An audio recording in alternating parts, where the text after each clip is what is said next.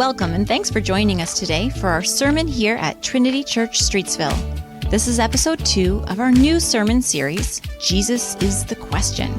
We have Rob Herkmans with us today, where we will be looking specifically at the question Jesus asks, do you see this woman? This question is directed at Simon Peter, his beloved disciple. And of course, Simon will have seen this woman. But did he really see her? Did anyone really see her? Rob tells us that this is possibly one of the most powerful questions Jesus asks. Well, I hope you really enjoy this message today, and we hope it encourages you and stirs some thought as well. Here it is. Enjoy, and God bless.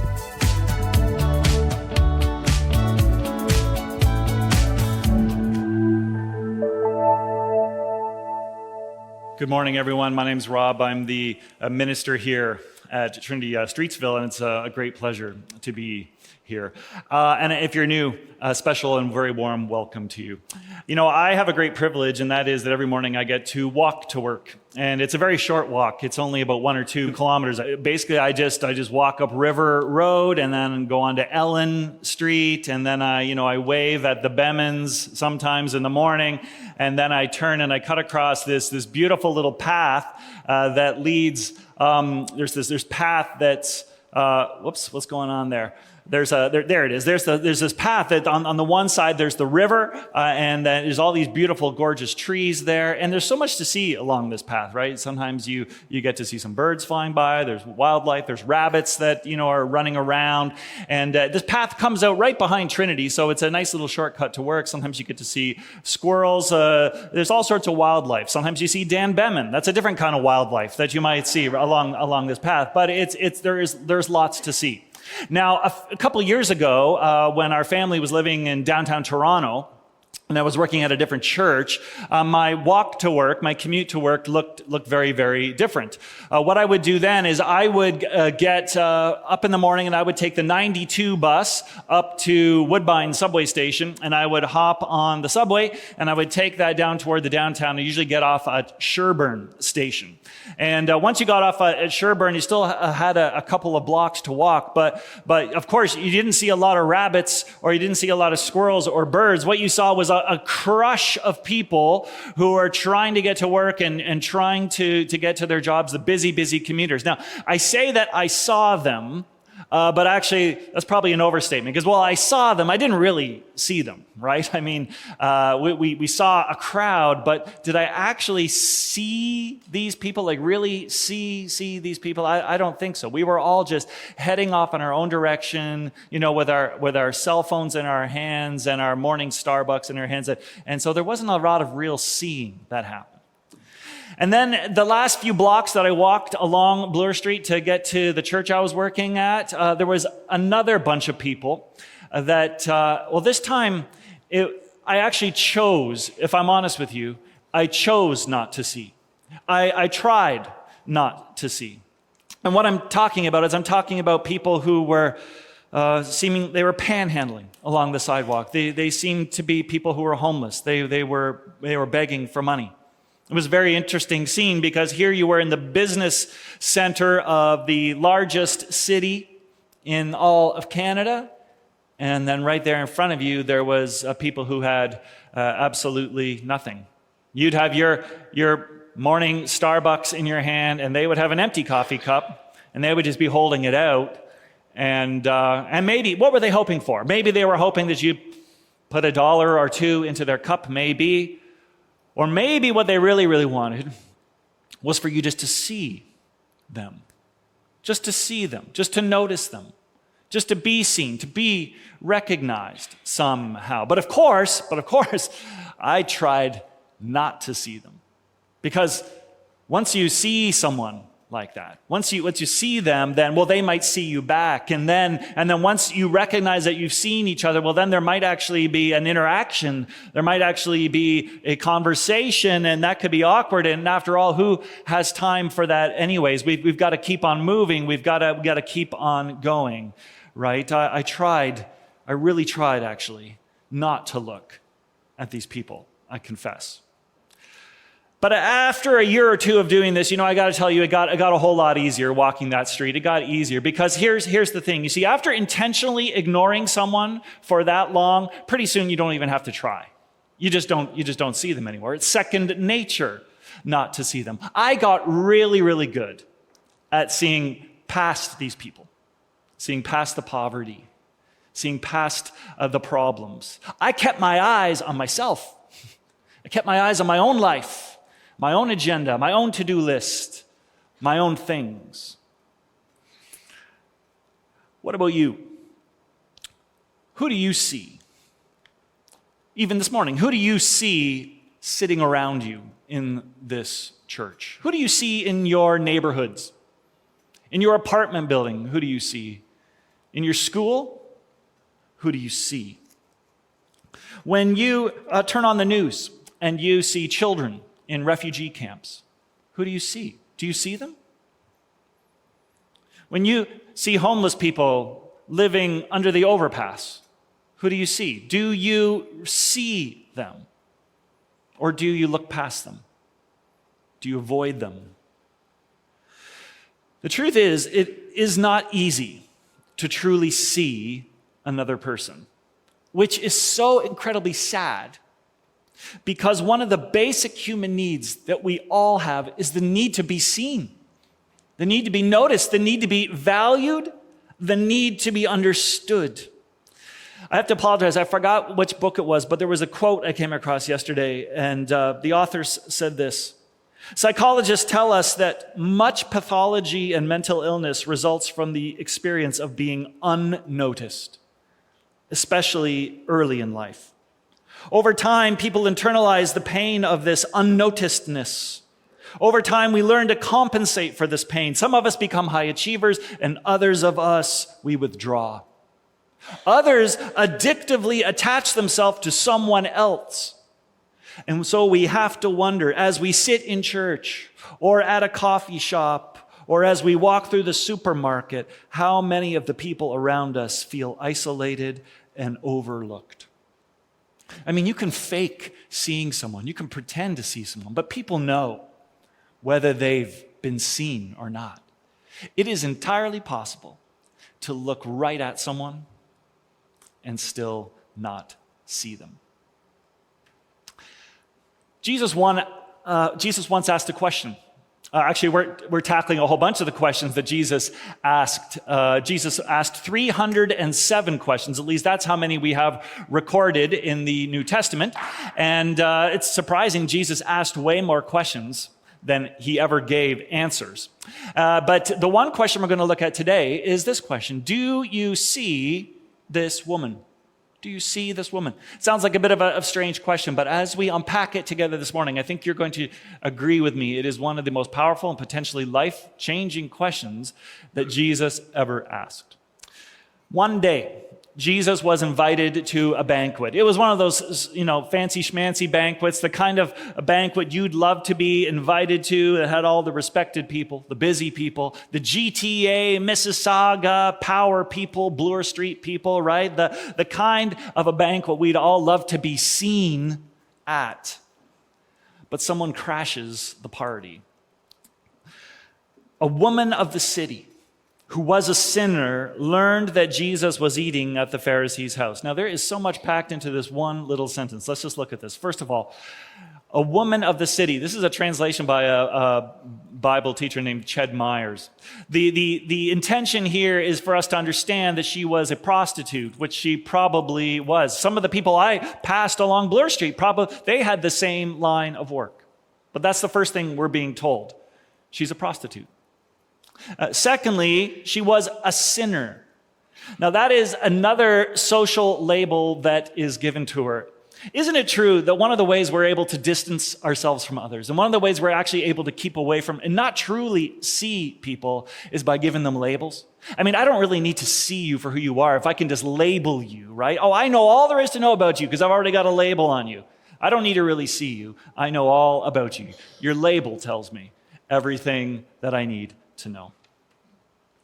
But thirdly, we also know that she had somehow learned that Jesus was eating at this Pharisee's house. Now, I just find this interesting. How did she know? Well, maybe the word was on the street that Jesus was there. Maybe she'd actually already interacted with Jesus at another time and she was kind of following him around. Some people have wondered how she even got access to the house. How did she know the way in? Could it be that her host was a client of hers at one time? Who knows? But there she is for all to see. The question is, did anyone actually see her? I mean, if you were at that banquet, would you have seen her? I mean, you would have seen her, right? You would have seen her. But would you really see her? Would you really look? Would you really pay attention to her? I dare say we would not. We would not. And here's why, because she does a whole bunch of these inappropriate things. First of all, I'm just telling you, try not to look. Try not to look at her, okay? But she's weeping. She's crying. I don't know, is it blubbering? Is it whimpering? Is it wailing? Well, it sounds like it could be wailing because there's so many tears coming out of her eyes that she's actually wetting Jesus' feet. But I'm actually not looking at it. Are you looking at it? I'm not looking. Pay no attention to the woman over there who is crying in the corner. Pay no attention. Don't really see her, okay? The second thing that we would not want to look at is the fact that she is wiping Jesus' feet with her hair. Do not look at that. Avert your eyes. Why? Because proper women in those days would never even be seen in public with their hair unbound, much less wiping their hair all over the feet of someone like that in public. I mean, it's so intimate. It's so inappropriate. Do not look. I'm not looking. I am not looking. Pretend like nothing's happened. Go back to your dinner. Isn't this a wonderful meal? Isn't this great? No, I'm not paying attention. Are you paying attention? No. And thirdly, avert your eyes because she's now going to pour perfume all over Jesus' feet. And man, oh man, does it smell. Woo, you can't miss that. You can't ignore the smell of that. But you know what? I am going to ignore it. I'm going to pretend I can't smell it. I'm not going to pay any attention to what is going on over there. I'm still not looking, are you? I'm still not paying attention. I'm still not seeing that, are you? No.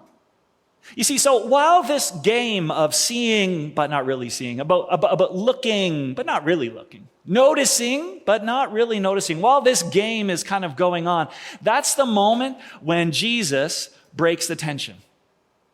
Jesus breaks the tension and we come across these words. Then turning to the woman, Jesus said to Simon, "Do you see this woman?" Now, I want you just to picture this for a second. Turning to the woman, Jesus says to Simon, where's Simon? I don't know. Jesus is looking at the woman, but he's talking to Simon. This is a pretty powerful scene right here. Simon, do you see this woman? For everybody at the party that day, this woman was invisible, except for Jesus. They knew nothing about this woman's history. They knew nothing about her identity, but beyond her labels, beyond the stigma that's attached to her. So she's invisible to everyone. And so Jesus actually has to ask the question, do you see this woman? It's actually not a rhetorical question. No one actually sees her except for Jesus. I mean, what they see is a prostitute. They see a streetwalker, but they don't see her. They see a problem. They see an embarrassment, but they don't see her. Jesus is looking at her. They're looking away from her. They're trying not to see her. Jesus can't take his eyes off her. Simon, do you see this woman? It's a powerful scene. It's even more powerful when you realize that the biblical way that the word see and seeing gets used is actually often associated with compassion. Seeing and compassion go together. Seeing and compassion go together. And the reason that they go together is because often once you really see someone, once you really see them, then you know what? You're actually going to have compassion for them, right? Because now we're not just seeing a label. We're not just seeing, we're not looking past them. We're empathizing with them. We're actually seeing ourselves in their shoes. We're seeing ourselves in their situation. Jesus did this all the time. For example, once when Jesus was kind of getting off the subway in his day, and there was a crush of people, there was crowds of people around him, we read that Jesus said, when Jesus saw the multitudes, he was moved with compassion for them. For Jesus, you see, seeing leads to compassion. Many of us don't want to see because we don't want to feel. Seeing someone's despair, seeing someone's hurt, seeing someone's suffering, it's like a gut punch. It hurts. It makes us feel guilty. It makes us feel sad.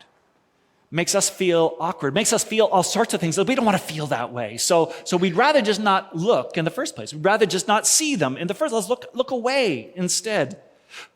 But the more we see them, the more we really see them, I would dare say that those feelings of guilt or sadness will eventually give way to feelings of compassion. And of course, it's a very short trip from compassion to action. Once you see someone, you'll feel compassion for them. Once you feel compassion for them, very soon you'll find yourself wanting to help them in their situation. That's exactly what Jesus does. Jesus sees this woman. He sees her. And then he has compassion for her.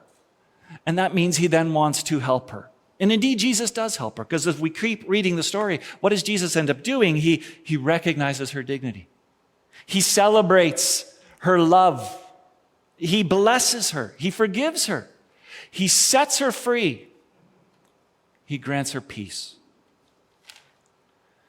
Pope Francis once pointed out that there are certain realities in life that we can only see through eyes that have been cleansed with our tears.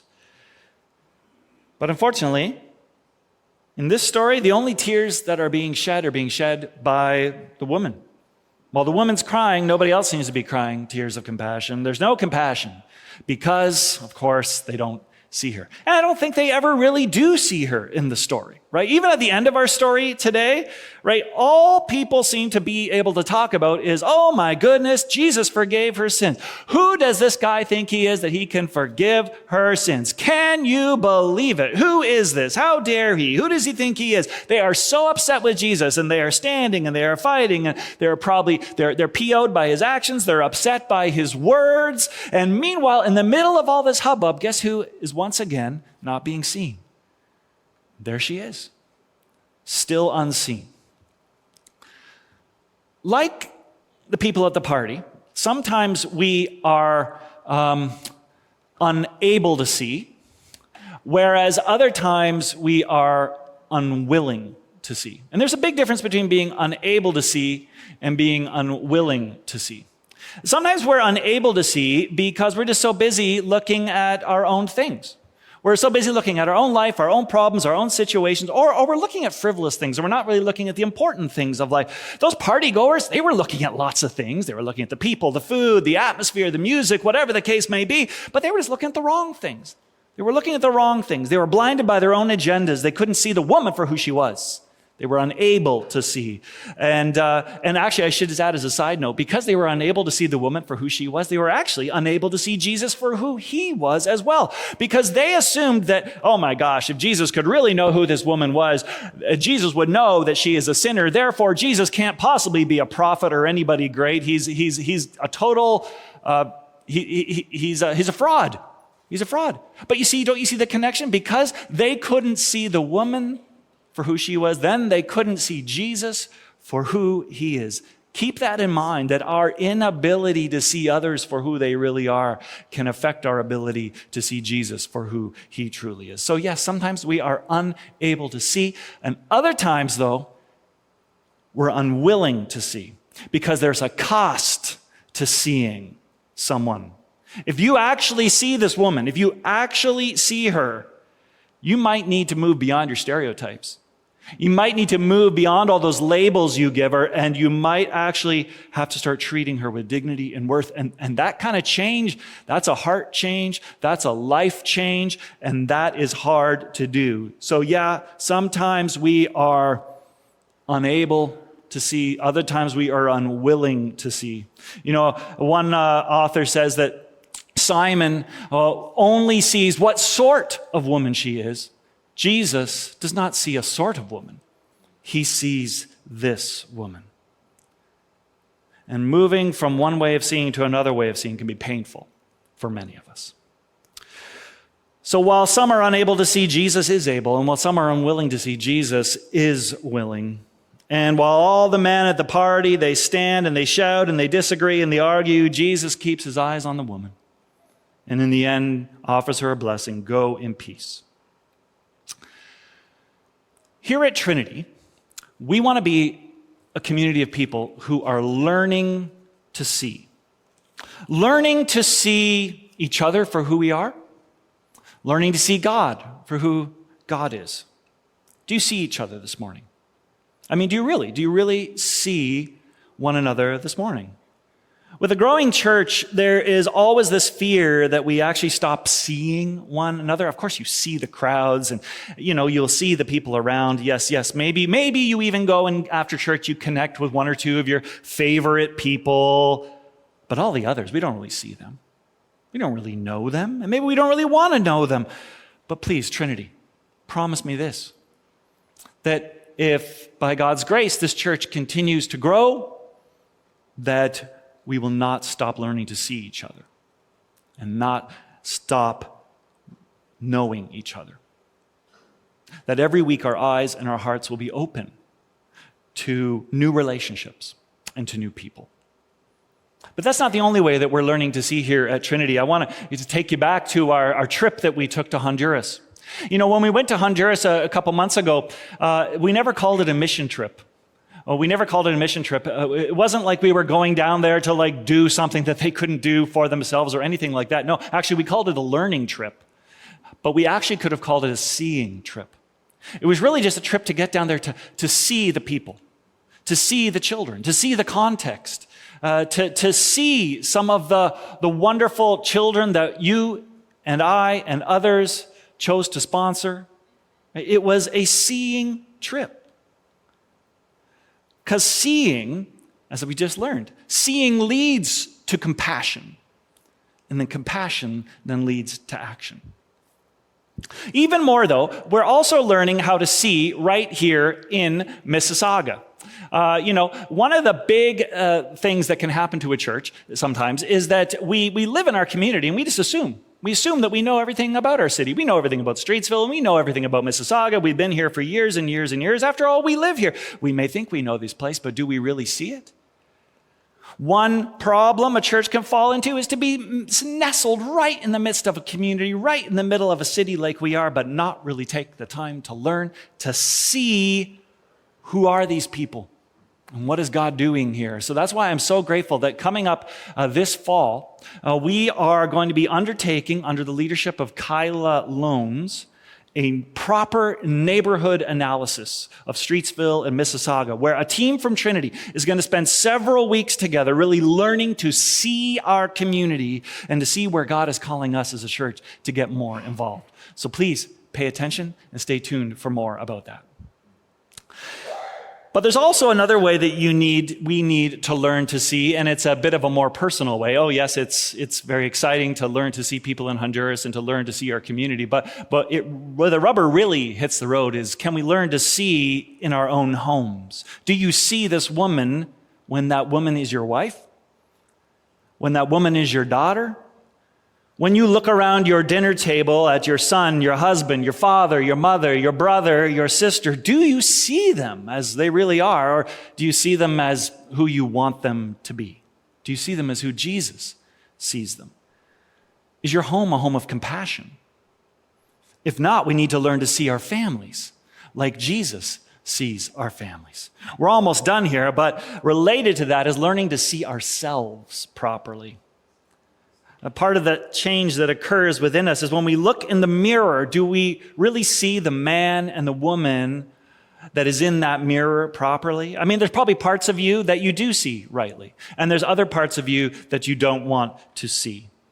It's a very challenging question, but do you even see yourself rightly? The good news is Jesus sees you, and Jesus sees me, and he can't take his eyes off you. He loves you. He gave his life for you. Can you see yourself the same way that Jesus sees you?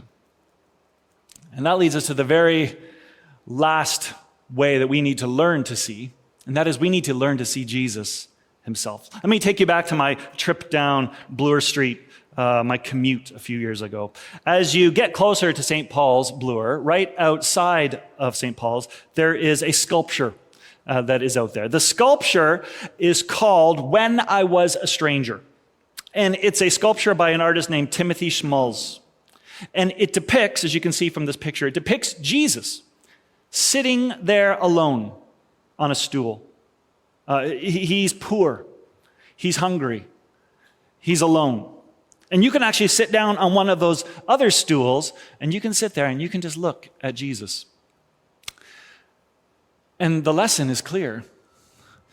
We need to learn to see Jesus in the face of the poor, in the face of the lonely, in the face of the lost. If we don't learn to see Jesus in the hurting, if we don't learn to see Jesus in each other, if we don't learn to see Jesus in our families, then we will never see Jesus.